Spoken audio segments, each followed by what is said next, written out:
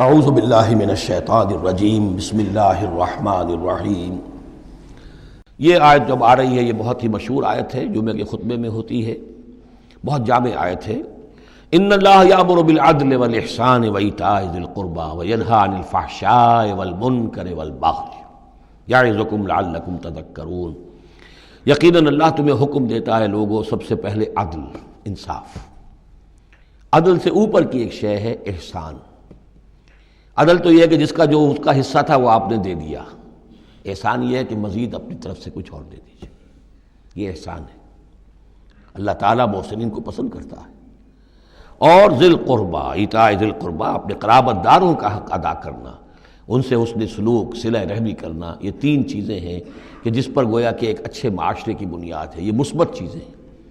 گویا کہ امر بالمعروف نہی عن المنکر جو ہے تو اللہ تعالیٰ تو ان تین چیزوں کا حکم دیتا ہے، اور وہ تین منکرات کیا ہے جسے روکتا ہے؟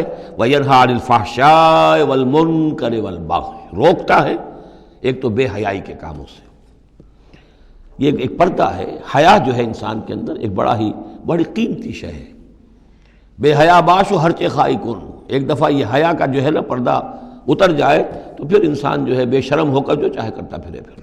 تو حیا بے حیائی سے روکتا ہے، اور منکر وہ شے ہے جس کے برے ہونے پر تمہاری فطرت گواہ ہے کہ یہ شے برائی ہے۔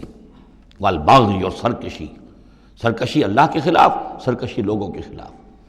سرکشی لوگوں کے خلاف ہوگی تو وہ عدوان ہے، زیادتی ہے، ظلم ہے۔ اللہ کے خلاف ہے تو وہ کفر ہے اور وہ بغاوت ہے۔ یعظکم، اللہ تعالیٰ تمہیں نصیحت کر رہا ہے، لعلکم تذکرون، تاکہ تم نصیحت اخذ کرو، رہنمائی حاصل کرو۔ وَأَوْفُوا بِعَهْدِ اللَّهِ إِذَا عَاهَدتُّمْ، یہ جو چند آیات اب آگے آ رہی ہیں یہ مشکلات القرآن میں سے ہیں، اس میں کافی مفسرین کے مابین اختلافات بھی ہیں، لیکن میں نے جتنا بھی غور و فکر کیا ہے اور جن حضرات کی آراء سے مجھے اتفاق ہے وہ میں بیان کروں گا، باقی ساری آراء میں بیان نہیں کر سکتا۔ یہاں میرے نزدیک یہاں سے اصل میں اہل کتاب کی طرف روئے سخن ہے۔ میں آپ کو بتا چکا ہوں کہ مکی صورتوں میں اہل کتاب سے براہ راست خطاب نہیں ہے، یا بنی اسرائیل یا اہل الکتاب نہیں ملے گا، لیکن سورہ انعام ہی سے بات شروع ہو گئی تھی، کچھ نہ کچھ ان کی طرف روئے سخن ہے، اشارے ہیں، اس لیے کہ یہ دور ایسا تھا کہ جس میں مدینے میں خبریں پہنچ چکی تھیں، محمد رسول اللہ صلی اللہ علیہ وسلم نے نبوت کا دعویٰ کیا ہے، اہل کتاب کے کان بھی کھڑے ہو چکے تھے، ان میں سے کچھ لوگ تھے پہچان بھی چکے تھے، اور وہ یہ کہ گویا کہ منتظر بھی ہوں گے کہ اب ہم ان کی تصدیق کریں گے، ذرا اور دیکھ لیں، ذرا اور ان کے بارے میں صحیح معلومات ہمیں حاصل ہو جائیں۔ کچھ لوگوں کے اندر حسد کی آگ اسی وقت سے بھڑک چکی ہوگی، وہی ہے کہ جنہوں نے سکھا پڑھا کر پوچھا تھا کہ ان سے پوچھو اگر یہ نبی ہونے کا دعویٰ کرتے ہیں تو یہ بنی اسرائیل مصر کیسے پہنچ گئے تھے؟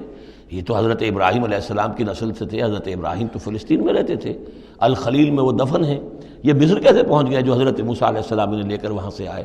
تو پوری سورہ مبارکہ سورہ یوسف جو ہم پڑھ چکے ہیں کہ کیا شکل بنی، کیا سبب بنا، کیا حالات تھے جن میں کہ بنی اسرائیل وہاں جا کر آباد ہوئے۔ تو اس طرح سے اب یہاں پہ اصل میں روئے سخن ان کی طرف ہے۔ وَأَوْفُوا بِعَهْدِ اللَّهِ إِذَا عَاهَدتُّمْ وَلَا تَنقُضُوا الْأَيْمَانَ بَعْدَ تَوْكِيدِهَا، اور دیکھو اللہ کے عہد کو پورا کرو جبکہ تم وہ عہد کر چکے ہو۔ جو بنی اسرائیل سے اِذْ أَخَذَ اللَّهُ مِيثَاقَكُمْ، وہ جو بار بار آیا ہے، یہ تو تفصیل تو پھر جو ہے مدنی صورتوں میں آئی ہے جو ہم پڑھ چکے ہیں، وہ بعد میں نازل ہوں گی، ابھی گویا کہ اس کی طرف اشارہ کیا جا رہا ہے تاکہ جو ان کے صاحب علم ہیں وہ بات کو پا لیں، سمجھ لیں۔ عاقلہ را اشارہ کافی است۔ وَأَوْفُوا بِعَهْدِ اللَّهِ إِذَا عَاهَدتُّمْ، دیکھو اللہ کے عہد کو پورا کرو جبکہ تم نے عہد کیا ہے۔ وَلَا تَنقُضُوا الْأَيْمَانَ بَعْدَ تَوْكِيدِهَا، اور اپنی قسموں کو مضبوطی سے باندھنے کے بعد مت توڑا کرو۔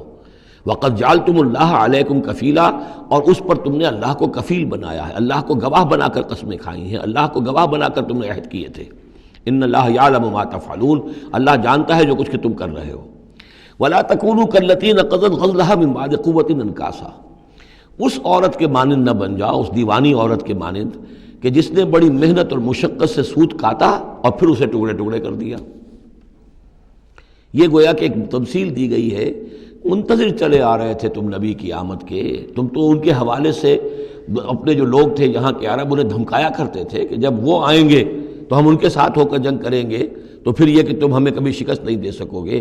اب یہ کیا ہو رہا ہے کہ جب اس نبی کا ظہور ہو رہا ہے تو اب تمہارے دل میں طرح طرح کے خیالات آ رہے ہیں، تو کیا اس بوڑھی عورت کی طرح کہ جس کی عقل ماری گئی تھی، بڑی محنت سے سود کاٹتی تھی اور پھر توڑ دیتی تھی، تو تم اپنا یہ سارا جو تانا بانا بنے بیٹھے تھے اب تک، اب تم چاہتے ہو کہ اس کو توڑ دو اور تار تار کر دو۔ وَلَا تَكُونُوا كَالَّتِي نَقَضَتْ غَزْلَهَا مِن بَعْدِ قُوَّةٍ أَنكَاثًا تَتَّخِذُونَ أَيْمَانَكُمْ دَخْلًا بَيْنَكُمْ أَن تَكُونَ أُمَّةٌ هِيَ أَرْبَىٰ مِنْ أُمَّةٍ، تم نے اپنی قسموں کو دخل دینے کا ذریعہ بنا لیا ہے اپنے مابین، مبادا کوئی اور قوم کسی دوسری قوم سے چڑھتی ہوئی نہ ہو جائے۔ یعنی تمہاری یہ قومی کشاکش ہے کہ تم نہیں چاہتے کہ بنی اسماعیل جو ہیں اب انہیں یہ سبقت حاصل ہو جائے، یہ فضیلت حاصل ہو جائے جو بنی اسرائیل کو حاصل تھی 2000 برس۔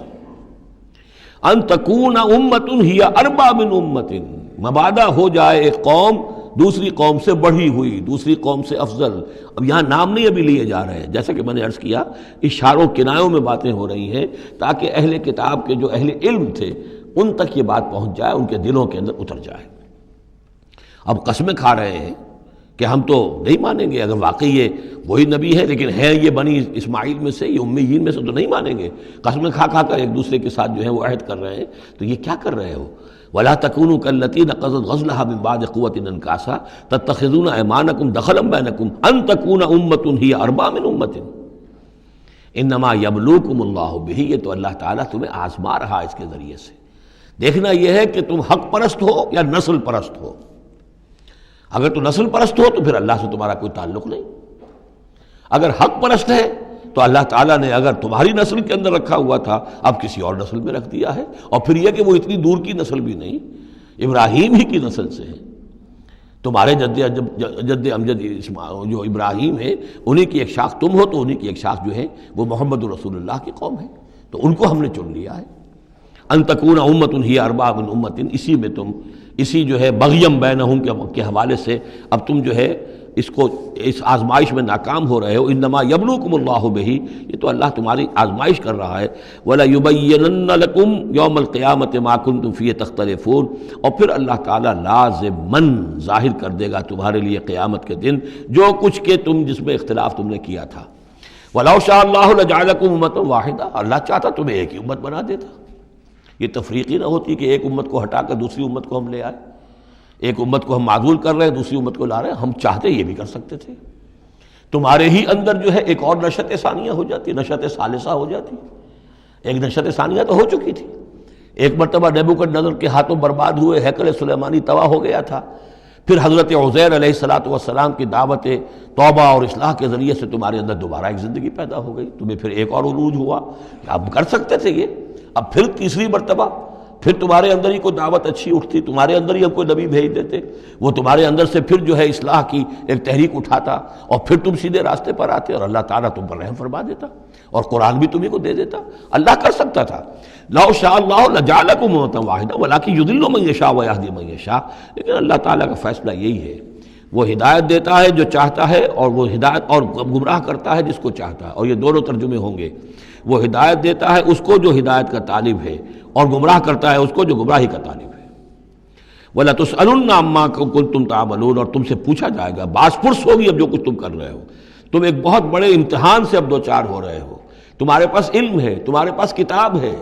اب وہ انداز یاد کیجئے کہ جو سورہ بقرہ کے 5ویں رکوع میں یا بنی اسرائیل اذکروا نعمتی التی انعمت علیکم واوفوا بعہدی اوف بعہدکم وایای فارہبون وآمنوا بما انزلت مصدقا لما معکم ولا تکونوا اول کافر به ولا تشتروا بآیاتی ثمنا قلیلا وایای فاتقون ولا تلبسوا الحق بالباطل وتکتموا الحق وانتم تعلمون۔ وہی تو بات شروع ہوئی تھی، اوفوا بعہد اللہ اذا عاہدتم، یا بنی اسرائیل اذکروا نعمتی التی انعمت علیکم واوفوا بعہدی اوف بعہدکم وایای فارہبون۔ یہ در حقیقت یہ آیات جو ہیں یہ تمہید ہیں گویا کہ سورہ بقرہ کے 5ویں رکوع میں جو آیات آئی ہیں ان کی۔ وَلَا تَتَّخِذُوا أَيْمَانَكُمْ دَخَلًا بَيْنَكُمْ فَتَزِلَّ قَدَمٌ بَعْدَ ثُبُوتِهَا۔ اب دیکھو اپنی قسمیں جو کھا کھا کے اب تم ایک دوسرے کے ساتھ معاہدے کر رہے ہو کہ ہم نہیں مانیں گے، نہیں مان لائیں گے، نہ ان قسموں کو تم اپنے درمیان دھوکے کا ذریعہ بناؤ کہ ایک قدم جمنے کے بعد اور پھسل جائے۔ تمہارے دل میں بات آ چکی ہے، تم پہچان چکے ہو، یعرفونہ کما یعرفون ابناہم، اب تم پھسلو گے تو ظاہر بات ہے کہ فنہارا بہی فی نار جہنم، تو پھر تو یہ کہ سیدھے سیدھے جہنم کی آگ میں گرو گے۔ وَتَذُوقُوا السُّوءَ بِمَا صَدَدتُّمْ عَن سَبِيلِ اللَّهِ، اور تمہیں برائی کا مزہ چکھنا پڑے، عذاب کا مزہ چکھنا پڑے بسبب اس کے کہ تم نے روکا لوگوں کو اللہ کے راستے سے، تمہیں تو چاہیے تھا کہ سب سے پہلے کھڑے ہو کر گواہی دیتے. وَمَنْ أَظْلَمُ مِمَّنْ كَتَبَ شَهَادَةً عِنْدَهُ مِنَ اللَّهِ.